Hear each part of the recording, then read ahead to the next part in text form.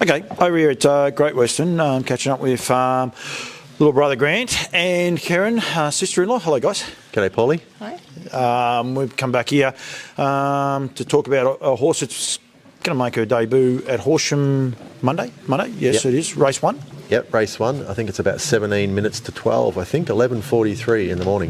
Very, very good. That is, at least someone knew that, because I would have said, it'd be the first race and go from there. Kez, we've done one of these, so superstitions are out of the way, because it actually ended up being okay. And I've forgotten that filly's name just the other day. But anyway, talking about these 2-year-olds, this could be a good luck charm. We might have to do it with them all. Yeah, hopefully. You're free all the time? Yeah, well, we can be. Alice is the horse, and there is a fair story behind her. She's a Soho Tribeca at a 1 moment to dream. 1 minute to dream. 1 minute to dream, sorry. That was offered up at the Nutrien Equine sales last season. So it'll be the 2023 year through Llowalong Farms, Grano. Yeah, that's right. There's a bit of a story behind that whole process. Kath McIntosh from Llowalong Farms and Northern Rivers sadly lost her father to liver cancer, and during that process Kath's a bit of a goer as to looking at what she can do for helping people in those situations, and she found out that the Pancare Foundation are a foundation that support people along their journey when they're diagnosed with any upper gastrointestinal cancers, which is the liver cancer falls into that, and quite a few others, pancreatic cancer, esophageal cancer, bilingual cancer. So yeah, Kath sort of wanted to do something towards raising awareness and money. So she came up with the idea of donating a filly herself, and then Greg Fleming actually donated this filly. Yep. And so one went through the Sydney sale, and then this filly went through the Melbourne sale. And the idea was that all proceeds from the sale would 100% would be donated to Pancare. They also had a raffle that first year. Yep. And as it turned out, they ended up raising $27,000 that was given to Pancare from that initiative. So, yeah, and it seemed at the time a long time ago, and we kind of got included in the process when it was a slightly disappointing sale in Sydney, and Kath was a little bit disappointed with what the filly made there. She was hoping to be able to give more money to Pancare, so we. She had mentioned that she might buy the filly out of the Melbourne sale and get a syndicate together and race her. And so I sort of had to think and had to talk to Kez and said, why don't we become involved in this and see if we can help create awareness and raise some money. And so that's what we did.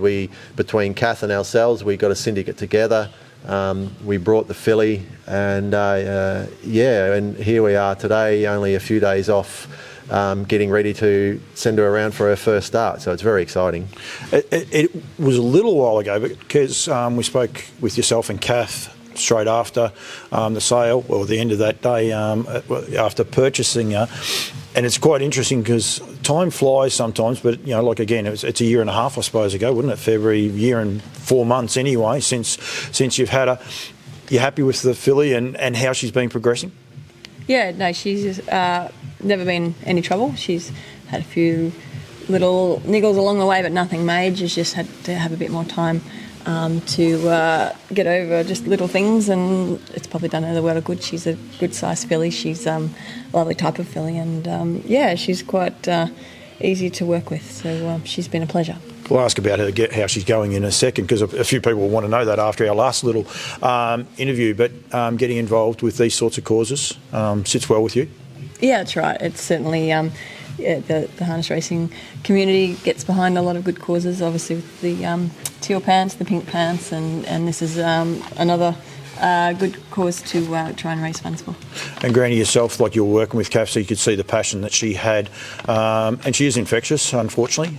She can push her a long way. You know the passion that she's got behind Pancare and raising awareness for it, and doing it through the harness racing fraternity. Yeah, that's right. Sadly, anyone that suffers from these upper gastrointestinal cancers, they don't face very good statistics at all as far as survival goes. It's probably not quite as out there as the breast cancers and the the Till Pants Foundation and all that. So that really pushed Kath, and obviously the connection with her father really made her sort of look for what she could do. So it's fantastic that we can try and create some awareness. There are sadly a lot of people that are diagnosed with these cancers and don't realise sometimes that the support is out there. So hopefully, maybe something like this can just make people aware of that as well, that there is a foundation there that will offer support as much as they can. They're also, they're fundraising in trying to help find cures for these terrible diseases as well. So before we talk on the filly, quite a few people donated their time in whatever way they could to help with the sale. I know the guys at Nutrien, Equine, Mark Barton and those, I don't think they charged an entry fee or a commission, I think. Yeah, that's right. There is quite a list, and Mark Barton from Nutrien was fantastic. There was no nomination fee for the filly to go into the sale, and they took no commission on the sale, which was fantastic. So that meant there was less expense for each person each side. Then there was also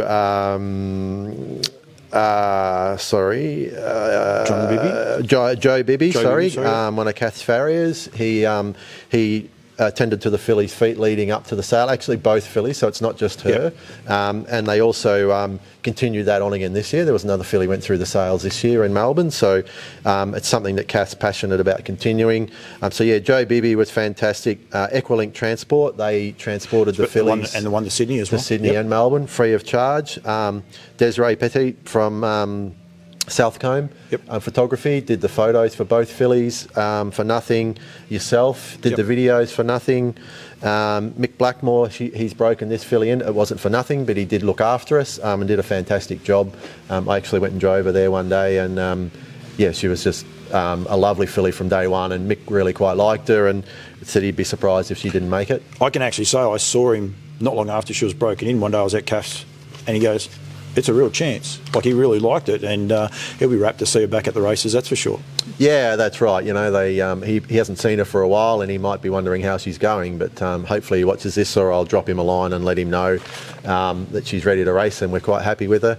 And also other people to thank was the whole team at Llowalong Farms, Kath's staff, her office girls and all that. They've all played a big part in this, in the promotion, in the raffle, and caring for the filly. She went back there after being broken in and was looked after, and then Mick did another prep with her, and then she went back and then ended up here after that. So we've sort of been handed a filly she's a beautiful horse in herself, but she's also been very, very well looked after to this point. She's got a bit of character about it too. I got her with her head twitching there before. She has a bit of character. She makes a funny noise every now and then. She stopped doing it since we started, but I will say the first take that I had where I had to stop, she actually made it right on cue. But she has a bit of character. How does she go, Kes? Like, what's your expectations, I suppose, at Horsham on Monday?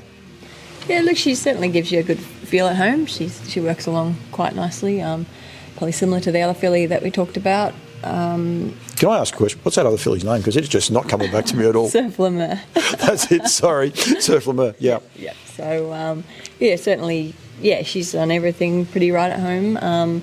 Just kept improving. She trialled at stall last week. Didn't do a lot in the trial, just led the trial, and it went around quite nicely. So, it's a bit different at the races for her probably. So it's just, there's a couple of nice ones in it, a lot of first starters, so I think she'll go well, but everyone else might think theirs will go well too, but I'm happy with her. That's one of the hardest parts, especially with these unknown races where there is so many. I think there's about 3 or 4 with exposed form, and then there's a couple of nicely bred horses as well, but you're confident she'll show a good race. Whether she wins or not isn't the end of the world. I mean, that's one of the things I think we need to get out there too. Like, hopefully she wins. We want horses that are winning, but she's there to get the brown out. She's going to be wearing Pancare colours, I believe, too. Yeah, that's right. Part of the creating awareness is that she'll race in her own personalised colours, which will be we'll have the Pancare logo printed front and back, nice and bold, and they'll stand out a bit.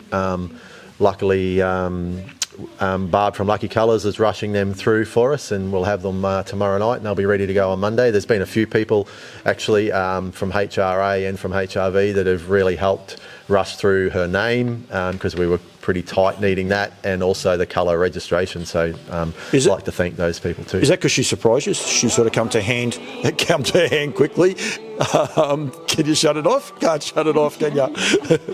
Probably one of the hold-ups with that a little bit was really finalising the whole ownership. We've got a fair range of owners, and we probably left that a fraction late to get that done, and that held everything else up. We had to get that done first, then naming, and then colour registration, and she probably did. She's probably come to hand pretty, not too quick. It's been well and truly sort of a steady progression, but she has improved quite a bit, and put her hand up to say, well, I'm ready to race. So it's one of the things I think sometimes we, as trainers, we think, geez, it takes a long time when you get one from the yearling sales. But as I said, and I'm being cheeky, it's sort of half like I interviewed Kez and Kath outside of the box, and I would have said it was this year. It does pop up quickly, but when you're working with them all the time, it can be a little bit of a slow burn. But we want to get the message out there, and I think that's, as we said, the filly is here, one to win races. Hopefully, she can win plenty of races, but just to get the awareness out there for Pancare is the most important part of that.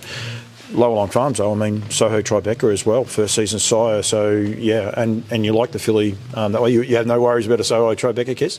No, because she's a lovely filly. I was impressed with how tall she was and leggy she is. Yeah, she's clearly thrown to her father. She's a stunning individual, and she's only going to get better as she gets older in her stature. And let's hope she keeps on improving. But yeah, she if she wins races, we'll be donating funds from her prize money towards Pancare as well. So we hope twofold, that she creates a lot of awareness by the exposure that hopefully she gets, and also the money hopefully that she earns, and we can donate a bit back as well.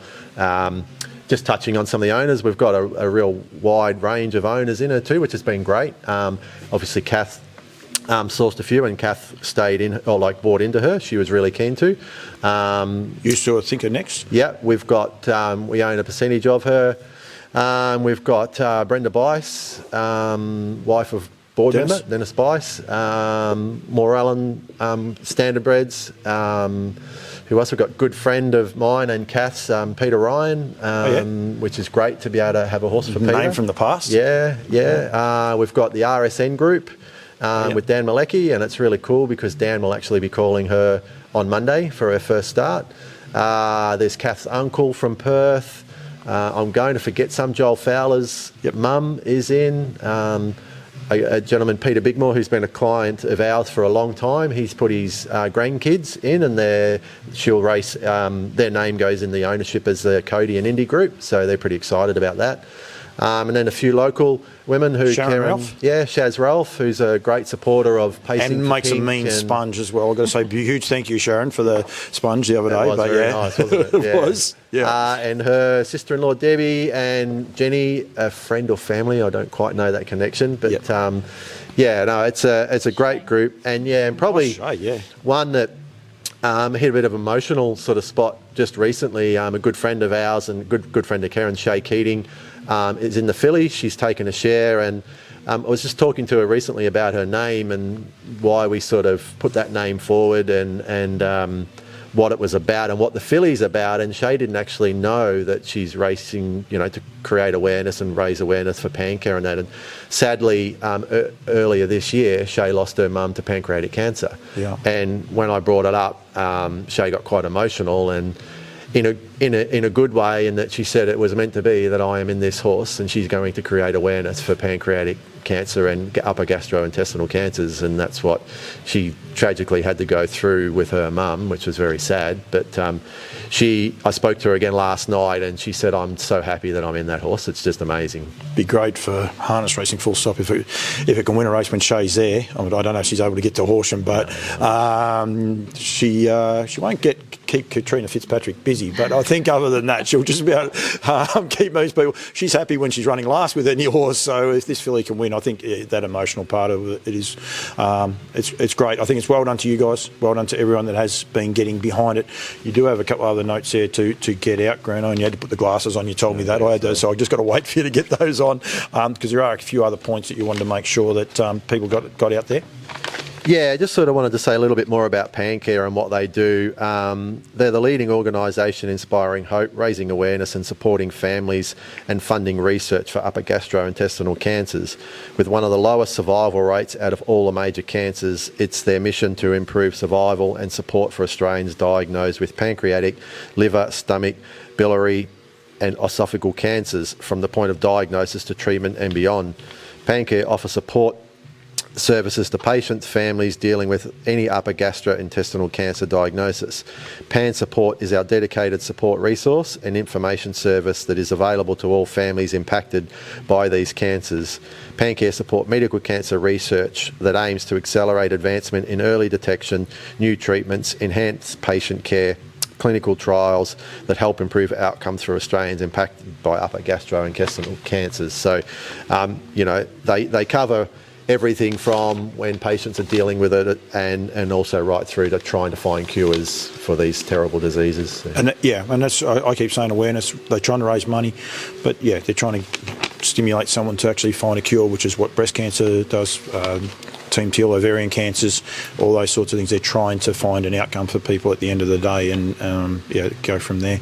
There's one other little note there on the bottom of the page that's got me a little bit worried right at the minute, but there's a Pancare fun run and we're going to run together as a team. And look, you're coming too, Kez. We're doing the 10K as well. So, that's why I'm worried. I'll bring the car. She could be water girl.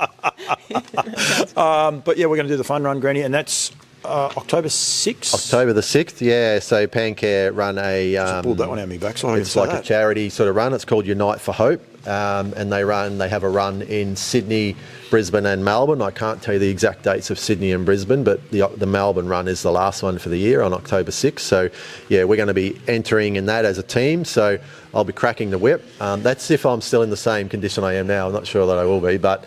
along the way, we're going to try and raise some funds to donate on that day as well. So you'll hear a bit more about that from Paulie through his channels, and we'll be drumming up a bit of business where we can. I have done 2 half marathons and a small triathlon, but that was a little while ago, back pre-COVID. I tried a 3K run, I tried a 5K run the other day and did 3.6K, so I've got a wee while to go, and you didn't give me this challenge. So the challenge is well and truly out there, but we want people to get behind it and support it, and we'll have a red hot crack. I think you're running about the 4:30s at the minute, are you not? On a good day, yeah. Yeah, so that might be the challenge for myself. Kezzy's got something. Kez has got something. Greg and Jess and Amy, because they like doing marathons. Oh, well, we could challenge them up to it as well, and get a few more people. That's a whole idea. So and go from there. Oh, Kate, she can come. Yeah, Kate can carry me. It'll be fine. But that's and that's putting a harness brand behind it as well. So I think it's all for a good cause. Yeah, that's right. We might get on the phone a bit later and see if we can't get a few people together and give ourselves a harness racing name or something and see what we can drum up. Yeah. If you're watching this and you want to get involved, give us a yell. Yeah, please do. That's the other part of it. You've got 3 or 4 months, so you can't. It's not next week. Yeah, but you don't realise how much that hurt the other day. So it's too cold to run the day. So anyway, but I will get there. But we definitely want people to get behind and donate, and we'll have a crack. We'll try and have a. We won't just do the fun run part of it. We'll have a fair crack at setting a bit of a PB in as well, and go from there. I've forgotten her name again.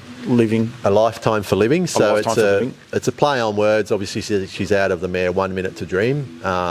So it's a play on that, but it's also sort of testament to helping create awareness and hopefully people that suffer from these diseases that we might be able to give them a lifetime for living at some stage and going forward. Tune in to Trots Vision on Monday is the best one if you don't have a phone account. But you can't get to a pub, you can get Trots Vision and watch it. Listen for Dan's call. I'm sure if she's coming home, there'll be something special from him. He'll be working his way up to. He's probably watching this thinking, don't throw me under the bus. Hey, imagine if we got him to do the 10K run with us. That'd be funny. Oh yeah, I might be able to beat Be nice. But he'll get behind it and he'll really give it some gusto. So make sure you tune in there for Trots Vision. Just quickly, guys, team's going terrific. You must be wrapped with how everything's going just at the minute. Young horses coming through, which always makes I suppose a little bit more spring in your step. Yeah, no, it's certainly.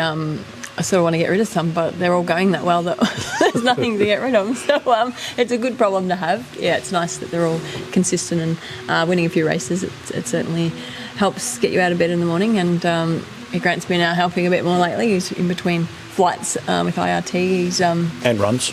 And runs, yeah. Well, he hasn't been running as much. I've been working him too hard. So, it's been good to be able to team up again and get a few winners.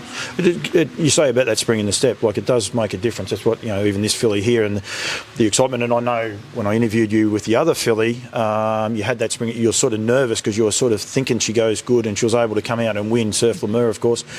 That's what it is. It's the dreams about whether they are, and this filly here, this is a dream, we want to raise awareness, but it's also a dream for people, isn't it? And that's one of the great things, it can be a trying sport, this sport, from time to time, but, we can always dream and, we might have a superstar on our hands. So, yeah, that's, I think, one of the upsides to it. Yeah, it gets exciting when, probably for a little while there, she didn't come across like a filly that had a lot of speed, and it's like, well, let's just get her to the races and, get the awareness. But she's really developed a bit lately and she's showing a lot more promise. And yeah, Monday's about getting around safely, hopefully having a great experience. She'll be drawn right behind the mobile, so that'll be a little bit daunting for her at her first start. And yeah, there's a couple in there that go pretty good, so they might be too good for on the day. But I think in time she's going to be a nice filly and people will sort of see that she's well and truly worth following. Guys, thank you. You are family, so it makes it easier. I got the scoop on this one, but no, well done, getting the message out there as well. Kath McIntosh, Llowalong Farms, get in touch with them. Pancare, as well as the Pancare Foundation. I will get the right links to put that underneath and go from there. Tune in, what you say, 13 minutes to 12? Pretty sure it's 11:43. Yeah. 11:43, 17 minutes to 12. Yeah. Tune in to Trots Vision. If you're not near a pub or a TAB, go from there, listen to Dan Malecki's call, but follow the little filly and we'll follow her journey as well. I'm going to be a personal PR person, aren't I? Following around with all these horses. But well done. And she just did it. Grant, well done to you, because you do throw these things at me, and I must say, like even the other filly, More Than a Horse, which involved Kath, Woodlands, Ben Stud and so many other people, that was your idea. It's just a different way of getting the message of harness racing out there as well. So well done to you, mate, for bringing these things to my attention and making me aware of them. And she's doing them all the time now. Thanks, guys. Thank you very much, Polly. Thank you.